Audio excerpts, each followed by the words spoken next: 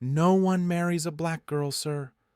But I can cook, the determined young woman declared as the dust-covered rancher dismounted his horse in the town square. The cruel whispers had followed her everywhere, townswomen declaring her destiny with cold certainty. A lifetime alone, scrubbing floors and serving meals to families who would never accept her as an equal. They spoke of her future as if it were carved in stone, their voices dripping with pity disguised as wisdom. But when the weathered cattleman stepped forward, something shifted in the stifling air of prejudice.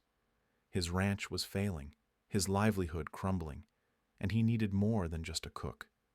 He needed a miracle. What neither the gossiping townsfolk nor the desperate rancher realized was that this partnership would either destroy them both or transform an entire community. Would his unconventional decision save them or seal their fate? Before we continue, comment where you are tuning in from. Perhaps we will publish a story there. The morning sun cast long shadows across the dusty town square as women gathered around the wooden platform where fresh bread cooled on makeshift tables. Their voices carried the weight of certainty as they discussed marriage prospects for their sons. Emmeline Grace moved quietly between them, refilling their coffee cups and arranging pastries. Her movements were graceful and precise, each step calculated to avoid drawing unwanted attention. The women spoke as if she were invisible. Mrs. Henderson adjusted her bonnet and leaned forward. "My Thomas needs a proper wife, someone with good breeding and fair complexion." The other women nodded in agreement. Their eyes occasionally glanced toward Emmeline before quickly looking away. The unspoken message hung heavy in the morning air. Constance Whitmore, the town's self-appointed social authority, raised her voice deliberately. No respectable family would consider certain arrangements. Standards must be maintained. Emmeline's grip tightened on the coffee pot. She had heard these conversations countless times. They never spoke her name directly, but their meaning was crystal clear. Her future had been decided by forces beyond her control. The young woman retreated to the small kitchen behind the general store. Her hands trembled slightly as she set down the serving tray.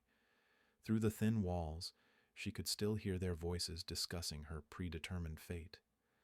Aunt Maple looked up from her mending. The elderly woman's face showed deep concern. "Child, we need to talk." Emmeline sat beside her only remaining family. Aunt Maple had raised her since she was 12, providing love and stability in an unwelcoming world. The older woman's weathered hands spoke of years of hard labor and sacrifice. "The bank came by yesterday," Aunt Maple said quietly. "We're 3 months behind on payments." The words hit Emmeline like a physical blow.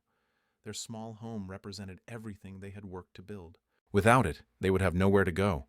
The town's boarding houses wouldn't accept them, and sleeping rough meant certain death when winter arrived. "How much time do we have?" Emmeline asked. "1 month, maybe 2 if Judge Blackwood feels generous." Judge Cornelius Blackwood controlled most of the town's financial dealings. His word was law when it came to property disputes and debt collection. Emmeline had seen his cold eyes during court proceedings. Generosity wasn't in his nature. The sound of hoofbeats drew their attention toward the window. A lone rider approached the town square, his posture straight despite obvious fatigue. The man dismounted with careful movements that suggested recent hardship.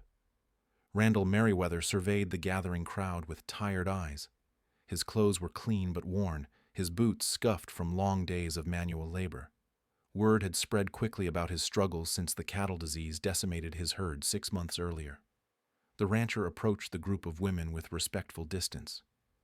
"Ladies, I'm looking for someone who can cook and manage a household. The pay is fair and the work is honest." Constance immediately perked up. "Mr. Merriweather, you need someone suitable for such responsibility." Her eyes darted meaningfully toward Emmeline, then back to the rancher. The suggestion was subtle but unmistakable. She was recommending Emmeline for cooking duties only, while warning against any higher expectations. "Of course, certain boundaries must be understood," Constance continued. "Proper arrangements prevent unfortunate misunderstandings." The other women murmured their agreement. They saw an opportunity to solve what they considered a community problem. Emmeline would have employment, removing her from their daily concern, while maintaining the social order they desperately protected. Randall's jaw tightened slightly. He had heard similar warnings before. His late wife Sarah had faced whispered criticism for her Irish heritage. The memory of those small cruelties still burned in his chest. Emmeline stepped forward before her courage could fail her. Her spine straightened as she met the rancher's gaze directly. The conversations around them gradually quieted. "Sir," she said clearly, "no one marries a black girl in this town, but I can cook better than anyone here." The bold statement sent ripples through the gathered crowd. Several women gasped at her directness. Constance's face flushed with indignation at such presumption. Randall studied her for a long moment. Something in her bearing caught his attention. This wasn't the desperate plea of someone with no options. This was a woman stating her qualifications with quiet confidence. "Can you read?" he asked unexpectedly. The question surprised everyone present. Most employers never cared about such skills in domestic help. Emmeline hesitated, knowing that admitting her education might create additional problems. "Yes, sir. My father taught me before he passed. Figures in accounting?" "Yes, sir." Constance stepped forward quickly. "Mr. Merriweather, surely such skills aren't necessary for kitchen work." The rancher ignored her interruption. His focus remained entirely on Emmeline. Years of evaluating livestock and business deals had taught him to recognize quality when he saw it. "Be ready at dawn tomorrow," he told Emmeline. "Bring whatever belongings you need." He mounted his horse without further discussion. The crowd watched in stunned silence as he rode away, leaving behind a wake of shocked whispers and uncertain glances. Emmeline stood motionless in the square. Her life had just changed direction in ways she couldn't yet comprehend. The path ahead remained unclear, but for the first time in years, it felt like her own choice. Aunt Maple appeared beside her, placing a gentle hand on her shoulder. Neither woman spoke, but both understood that everything would be different now. Dawn broke over the Merriweather ranch as Emmeline stepped down from the wagon. The sprawling property stretched toward distant mountains, but signs of recent hardship were everywhere. Empty cattle pens stood like skeletal reminders of better times. Barn doors hung crooked on rusted hinges. Randall emerged from the main house carrying a ledger book. Dark circles under his eyes suggested sleepless nights wrestling with numbers that refused to balance. He nodded toward her single traveling bag. "Kitchen's through there. Timothy will show you around." A young man with sandy hair and kind eyes appeared from behind the barn. Timothy Sullivan looked barely 18, his clothes patched but clean. He tipped his hat respectfully to Emmeline. "Most folks call me Tick," he said with a genuine smile. "Been helping Mr. Merriweather since the troubles started." The kitchen was larger than Emmeline expected, but poorly organized. Supplies sat scattered across multiple surfaces. Invoices and receipts were stuffed into various containers without any clear system. She could see why the ranch struggled beyond the cattle losses. Randall placed the ledger on the kitchen table with obvious frustration. Pages of crossed-out numbers and erased calculations told the story of a man drowning in financial chaos. "Previous cook left everything in quite a state," he said. Emmeline moved closer to examine the ledger. The handwriting was cramped and difficult to read. Mathematical errors jumped out immediately. Her father had insisted on precise bookkeeping in his carpentry shop, teaching her that small mistakes created large problems. "Sir, this calculation here is incorrect," she said quietly. Randall looked up sharply. "What?" She pointed to a column of figures. "The supplier charged you twice for the same delivery. Also, this lumber order shows premium pricing, but the quality notation indicates standard grade." The rancher stared at the numbers.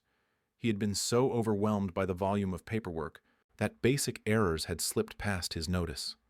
Months of overpayments had accelerated his financial decline. "You can spot these problems easily?" "My father owned a small carpentry business. He taught me that every penny matters when margins are thin." Randall studied her face carefully. This wasn't just domestic help standing in his kitchen.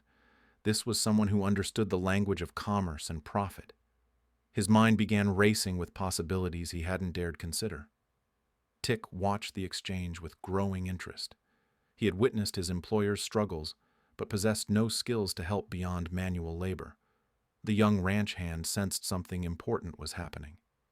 "Miss Emmeline," Randall said slowly, "what would you do if this ranch belonged to you?" The question hung in the air like a challenge. Emmeline looked around the kitchen, then toward the window overlooking the struggling property. Her mind automatically began calculating possibilities. First, organize all financial records properly. Then renegotiate supplier contracts based on actual needs rather than historical orders. The cattle loss changed your requirements, but you're still paying for a larger operation. She moved to the window and pointed toward the empty fields. Those pastures could grow vegetables for local sale while you rebuild the herd. The soil looks rich enough, and the town pays premium prices for fresh produce. Randall felt something stir in his chest that he hadn't experienced since Sarah's death. Hope. This woman saw solutions where he saw only problems. Her mind worked with the clarity his had lost months ago. "There's more," Emmeline continued. "Your location sits perfectly between 3 towns. A properly managed ranch could serve multiple markets instead of just one." The rancher made a decision that would change both their lives forever. He closed the ledger and looked directly into her eyes. "I'm not just offering you cooking work," he said quietly. "I'm offering you a partnership." Emmeline's breath caught. Partnership meant equality, shared decision-making, and profit-sharing. It meant recognition as something more than hired help. "The town wouldn't understand such an arrangement," she said carefully. "Then we don't tell them. Officially, you're the cook and housekeeper. Unofficially, you're my business partner with equal say in ranch operations." Tick shifted uncomfortably near the doorway. He understood the dangerous nature of what was being discussed. Social conventions weren't just suggestions in their community. They were enforced with sometimes violent certainty. "If people discovered the truth," Emmeline said, "it could destroy both of us. If we don't try something different, I'll lose everything anyway." The weight of the decision pressed down on both of them. Randall was offering her a chance to use skills that had been dismissed and ignored her entire life. But accepting meant risking everything on the hope that merit could overcome prejudice. "We would need codes and signals," she said finally, "ways to communicate business decisions without arousing suspicion." "Agreed. When others are present, you defer to me publicly. When we're alone, we're equal partners." Emmeline extended her hand. The gesture felt revolutionary in its simplicity. 2 people agreeing to judge each other based on capability rather than society's expectations. "Partners," she said. They shook hands while Tick watched in amazement. The young man had just witnessed something unprecedented in his experience. A contract based on mutual respect rather than social hierarchy. Over the following days, Emmeline transformed the ranch's operations with systematic precision. She reorganized financial records, identified cost-saving opportunities, and created efficient workflows that maximized their limited resources. The changes were dramatic and immediate. Suppliers who had been overcharging suddenly found their errors corrected. Delivery schedules aligned with actual needs rather than assumptions. Every aspect of ranch management improved under her careful attention. Randall watched the transformation with growing admiration. His new partner possessed an instinct for business that complemented his knowledge of ranching. Together, they created something neither could achieve alone. But success brought its own dangers. The town began noticing the ranch's sudden improvement, and curious eyes started asking uncomfortable questions. 3 weeks of partnership had transformed the Merriweather Ranch from struggling operation to local curiosity. Word traveled fast in small towns, especially when failure suddenly became success. The transformation caught everyone's attention, including people who preferred the old order intact. Constance Whitmore stood in Henderson's general store, her voice carrying to every corner of the building. Her weekly shopping trips had become information-gathering expeditions designed to monitor community affairs. "Something peculiar is happening at that ranch," she announced to the gathered shoppers. "No man recovers from financial ruin that quickly without help." The other women leaned closer. Constance's observations usually contained enough truth to make her speculation dangerous. Her talent for mixing facts with implications had destroyed reputations before. "What kind of help do you mean?" asked Mrs. Peterson. "The kind that violates natural order. Mark my words, improper arrangements lead to moral corruption." Judge Cornelius Blackwood entered the store during this exchange. His expensive suit and gold watch chain spoke of wealth that seemed excessive for a small-town official. Sharp eyes missed nothing as he positioned himself to overhear the conversation. The judge had built his power through careful observation and strategic intervention. Changes in local financial dynamics threatened his control over community resources. Successful ranches meant independent citizens, and independent citizens asked uncomfortable questions. "Ladies," he said smoothly, "surely we shouldn't spread unfounded rumors about our neighbors." His words carried warning rather than defense. Everyone understood that Judge Blackwood's public statements often meant the opposite of his private intentions. Protecting Randall publicly gave him cover to investigate privately. Meanwhile, at the ranch, Emmeline reviewed supplier contracts in the kitchen while preparing lunch. Her ability to multitask had impressed even herself. Managing books while cooking had become second nature, though she remained careful to hide her work when visitors arrived. Tick entered through the back door, his expression troubled. The young ranch hand had developed protective instincts toward both his employers, and his morning trip to town had brought disturbing news. "Miss Emmeline, folks are talking. Not good talk either." She looked up from the ledger she had been studying. The numbers showed continued improvement, but Tick's warning reminded her that success came with scrutiny. "What kind of talk?" "Questions about how things turned around so fast. Some folks think it's not natural." The word natural carried loaded meaning in their community. It suggested that success for certain people violated cosmic order. Emmeline had heard similar language used to explain why some families prospered while others struggled. Randall entered from the barn, covered in dust from repairing fence posts. Physical labor remained necessary despite their improved finances. The ranch required constant maintenance to support their growing ambitions. "Trouble?" he asked, reading the concern on both their faces. "Town gossip is getting pointed," Tick explained. "Judge Blackwood was asking questions about your business arrangements." The mention of the judge sent alarm through both partners. Blackwood's interest in private affairs usually preceded legal complications. His ability to create problems from thin air was legendary throughout the county. "What kind of questions?" Randall asked. "About who handles your books, about whether you're getting advice from unexpected sources." Emmeline closed the ledger carefully. Their partnership had always carried risks, but they had hoped competence would speak louder than prejudice. The judge's attention suggested their optimism had been premature. "We've been careful," she said quietly. "Maybe not careful enough," Randall replied. That evening, the three of them sat around the kitchen table developing new protocols. Their success depended on maintaining appearances while continuing effective operations. The balance was becoming increasingly difficult. "When visitors come, all business materials disappear," Randall decided. "Emmeline, you focus on cooking and cleaning only." "What about the daily decisions that keep us profitable?" "We make them early morning or late evening when no one's watching." Tick volunteered to serve as lookout during sensitive conversations. His youth and apparent simplicity made him nearly invisible to adults focused on more important matters. People said things around him they would never voice to his employers. The new arrangements felt like steps backward, but survival required adaptation. Their partnership would continue in shadows while presenting traditional facades to the outside world. 2 days later, their precautions proved necessary. Judge Blackwood arrived unannounced with papers that required Randall's signature. His eyes swept the kitchen, noting details that seemed innocent but carried meaning to trained observers. Emmeline served coffee with downcast eyes and respectful silence. Her performance was flawless, giving no hint of her actual role in ranch operations. The ledgers remained hidden in a flour barrel behind the stove. "Your recovery has been remarkable," the judge said to Randall.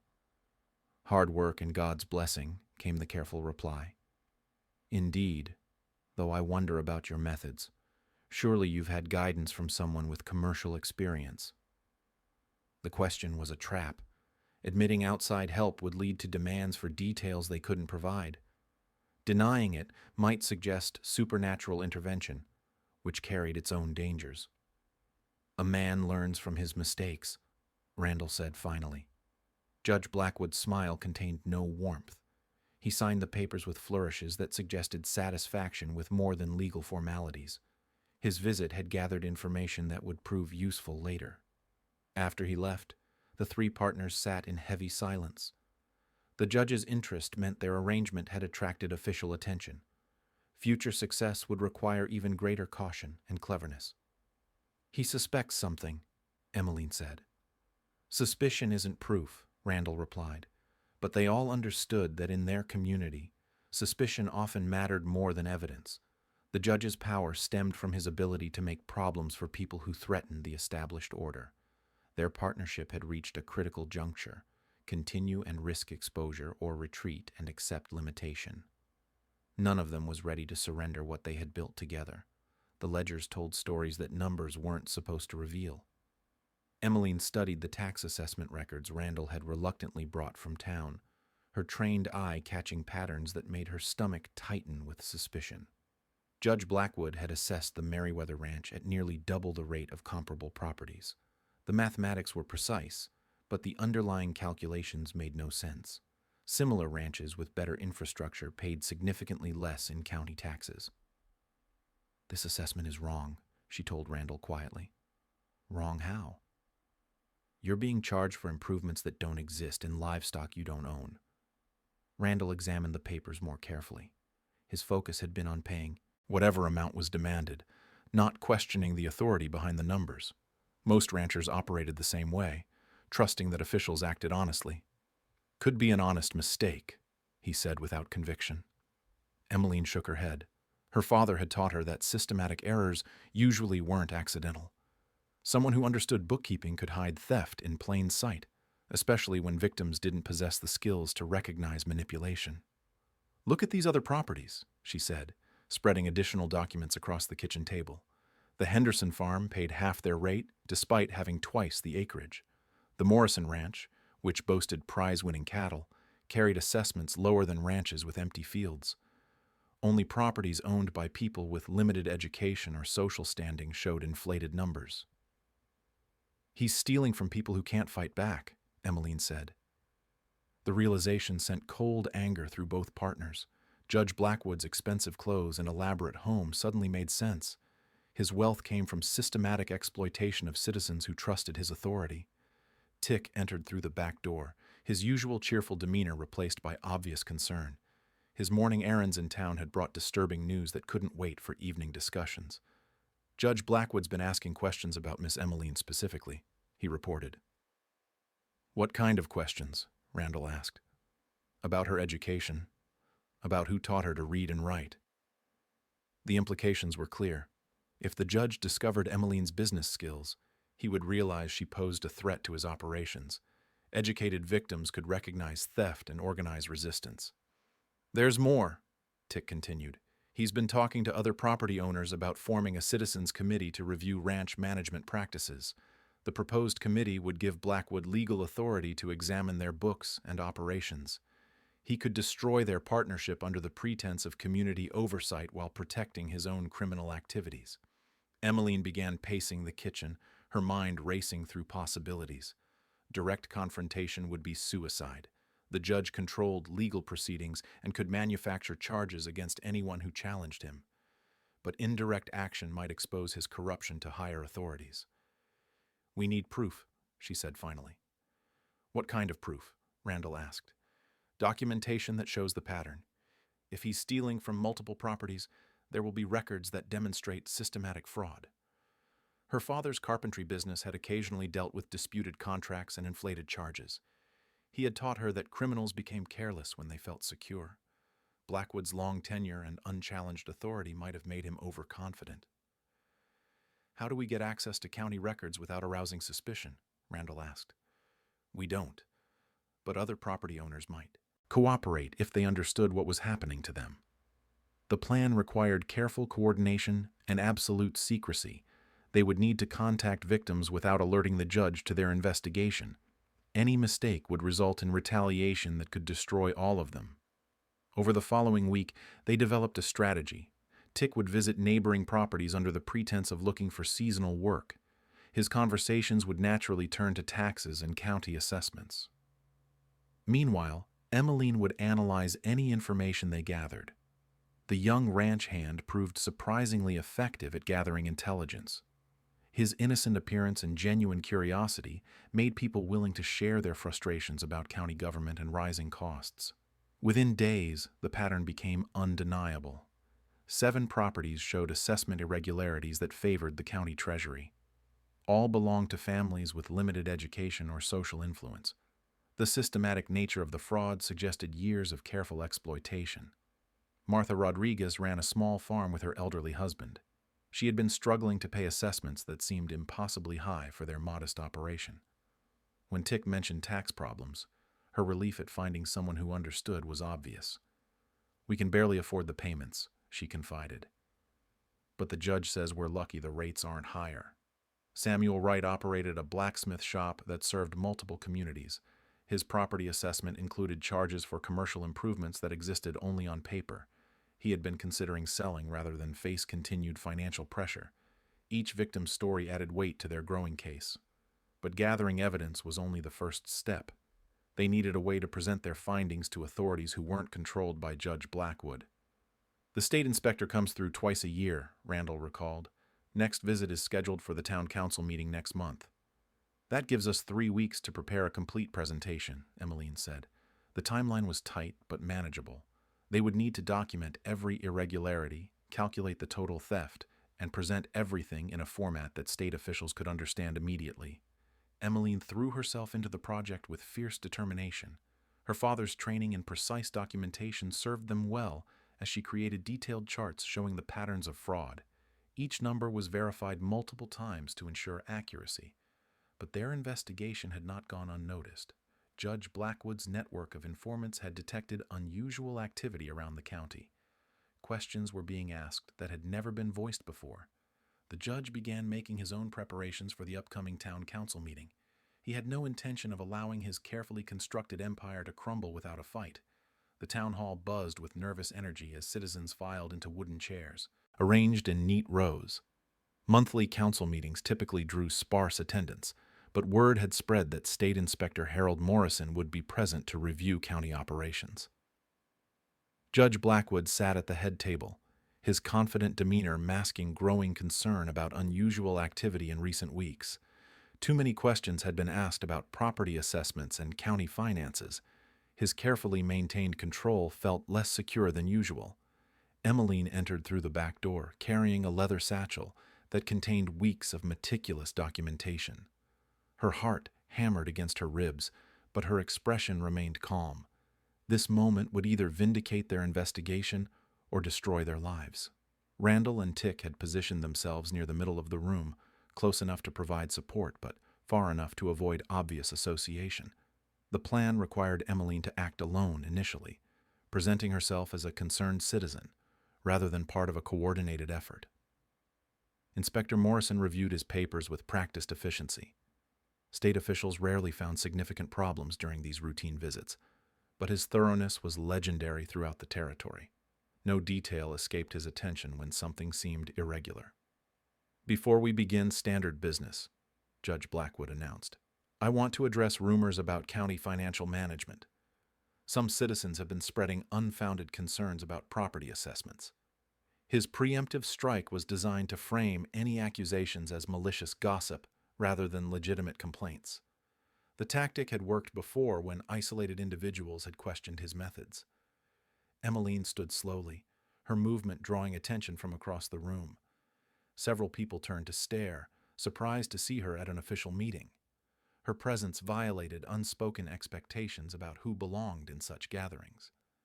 "Inspector Morrison," she said clearly, "I have documentation regarding systematic irregularities in county property assessments."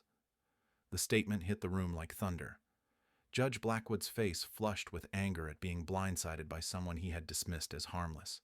His underestimation of her capabilities was about to prove catastrophic. "Miss, this is highly irregular," the judge said quickly. "Citizens must follow proper procedures for filing complaints." "What procedures?" Inspector Morrison asked, his interest clearly piqued. The inspector's question exposed the first crack in Blackwood's armor. No formal complaint process existed because the judge had never expected anyone to possess the knowledge or courage necessary to challenge his methods. Emmeline approached the front table with measured steps. Her documentation was organized in clear sections that demonstrated years of systematic fraud, each page built upon the previous evidence, creating an undeniable pattern of corruption. These records show 7 properties being assessed at rates that violate county guidelines, she began. Her presentation was methodical and devastating. Property after property showed inflated assessments that defied logical explanation. The mathematics were precise, the patterns unmistakable, and the total theft substantial enough to constitute a serious felony. Judge Blackwood attempted to interrupt several times, but Inspector Morrison silenced him with sharp looks.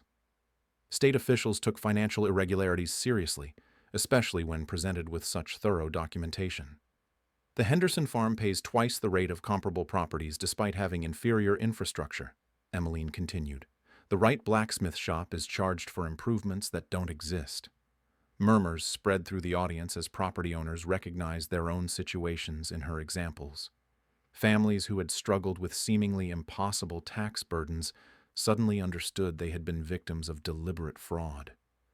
Martha Rodriguez stood up from her seat, her voice shaking with suppressed anger. "My husband and I nearly lost our farm trying to pay those assessments." Samuel Wright joined her, his blacksmith's hands clenched into fists. "We were told the rates were mandated by state law." More victims began speaking out as the truth became clear. Judge Blackwood's empire of exploitation crumbled as people realized they had been systematically robbed by someone they trusted. Inspector Morrison studied Emmeline's documentation with growing amazement. The analysis was more thorough than most reports prepared by trained investigators. Her mathematical precision and attention to detail rivaled professional accountants. "Miss, what is your background in financial analysis?" he asked. "My father taught me bookkeeping for his carpentry business. I've applied those skills to identify these irregularities." The simple explanation made her accomplishment even more impressive. Without formal training or official resources, she had exposed corruption that had operated unchecked for years. Judge Blackwood made one final attempt to regain control. "Inspector, surely you won't take the word of someone with obvious motivations to cause trouble." "What motivations would those be?" Morrison asked coldly. The judge's face went pale as he realized his mistake. Any explanation would reveal his own prejudices while failing to address the mathematical evidence. His credibility was dissolving with each passing moment. "The numbers speak for themselves," Inspector Morrison said finally. "This documentation shows clear violations of state assessment guidelines and probable criminal fraud." The pronouncement sent shockwaves through the room. Judge Blackwood's authority evaporated as people realized their tormentor had been exposed by someone they had dismissed and ignored. "Furthermore," the inspector continued, "I'm recommending immediate state investigation of all county financial records. Judge Blackwood, consider yourself suspended from official duties pending resolution of these charges." The transformation was complete. Emmeline had entered the meeting as a marginalized cook, whose opinions carried no weight. She was leaving as the person who had liberated an entire community from systematic oppression. Randall felt pride swell in his chest as he watched his partner receive grudging respect from people who had never acknowledged her worth. Their secret partnership had produced something far greater than business success, but the victory carried its own challenges. Emmeline's public demonstration of intelligence and capability had shattered assumptions about what she could accomplish. The question now was whether the community would embrace change or resist it. Spring arrived early the following year, bringing with it changes that would have seemed impossible 12 months earlier. The recovered funds from Judge Blackwood's theft had been redistributed to victims, allowing struggling families to rebuild their lives and businesses. Emmeline stood in the doorway of her new restaurant, watching the morning bustle of a transformed town. The building had been purchased with her share of the ranch's profits, and a loan that she had negotiated personally with the new county treasurer. The Crossroads Kitchen occupied the corner lot where three major roads converged, perfectly positioned to serve travelers and locals alike. Large windows filled the space with natural light, while carefully arranged tables created an atmosphere of warmth and welcome. Martha Rodriguez entered carrying a basket of fresh vegetables from her thriving farm. The recovered tax overpayments had allowed her family to invest in better equipment and expanded cultivation. Her produce now supplied several local businesses. "The tomatoes are particularly fine this week," Martha said with obvious pride. Their business relationship had evolved into genuine friendship over the months following Judge Blackwood's exposure. Martha had been among the first to publicly thank Emmeline for her courage in challenging corruption. Samuel Wright arrived shortly after, delivering custom-forged kitchen implements he had crafted specifically for the restaurant's needs. His blacksmith shop prospered now that inflated tax assessments no longer drained his profits. "The new bread ovens are ready for installation," he reported. "Should increase your capacity significantly." These partnerships represented more than commercial transactions. They were evidence of a community learning to value capability over prejudice, cooperation over exclusion. Tick rushed through the back door, his arms laden with supplies from the general store. His role had evolved from ranch hand to restaurant manager, a position that utilized his natural talent for organization and customer relations. "Mrs. Henderson wants to discuss catering her daughter's wedding," he announced breathlessly. The request marked another milestone in Emmeline's transformation from dismissed outsider to respected businesswoman. Wedding catering was reserved for establishments with unquestioned social standing. Randall appeared in the doorway connecting the restaurant to his adjacent office. The partnership that had begun in secrecy now operated openly, with both businesses benefiting from their combined expertise and resources. "The state inspector wants to discuss your methods with other county investigators," he said with obvious admiration. Inspector Morrison had been so impressed with Emmeline's documentation techniques that he had requested permission to use them as training examples. Her systematic approach to fraud detection was being studied throughout the territory. The morning rush brought familiar faces and new customers, all served with the same attention to quality that had made the restaurant successful. Emmeline moved between kitchen and dining room with practiced efficiency, managing multiple tasks while maintaining the high standards that defined her reputation.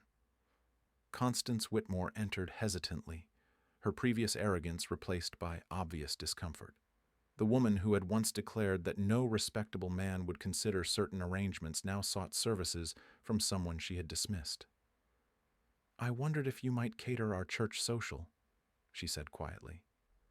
The request represented complete reversal from their first encounter in the town square. Constance had been forced to acknowledge that her prejudices had been wrong, though the admission clearly caused her pain. "Of course," Emmeline replied graciously.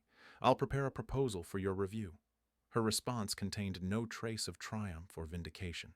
Success had taught her that dignity served better than revenge, that building bridges created more value than burning them.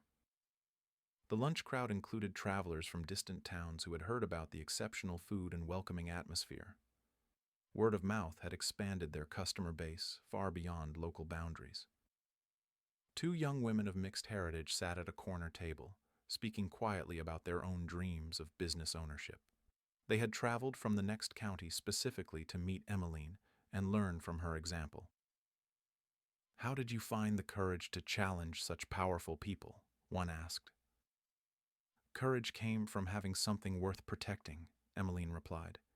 "Once you know your own value, other people's opinions carry less weight." The conversation reminded her of similar discussions with other young women who sought mentorship and guidance. Her success had created responsibilities she had never anticipated. That evening, after the restaurant closed and accounts were balanced, Randall found Emmeline in the kitchen reviewing plans for expansion. Their partnership had grown beyond business into something deeper and more meaningful. "The Murphy Ranch is for sale," he said quietly. "Good land, fair price. Are you thinking of expanding the cattle operation?" "I'm thinking we could provide opportunities for other young people like Tick, people who need a chance to prove themselves."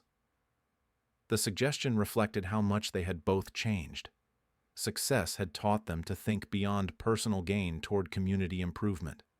Their partnership had become a model for others seeking to challenge traditional limitations. We could create a training program, Emmeline added, teach business skills alongside ranching and cooking. The first integrated agricultural and commercial academy in the territory. The vision was ambitious, but achievable. They possessed the resources, experience, and community support necessary to make it reality. 6 months later, their wedding took place in the town square, where Emmeline had once been dismissed as unmarriageable. The celebration included people from every background and social level, united in recognition of what two determined individuals could accomplish together. The academy opened the following spring, welcoming students regardless of race or gender. Its success attracted attention from across the region, inspiring similar programs in other communities. Emmeline often reflected on the journey from that humiliating day when cruel voices had declared her fate.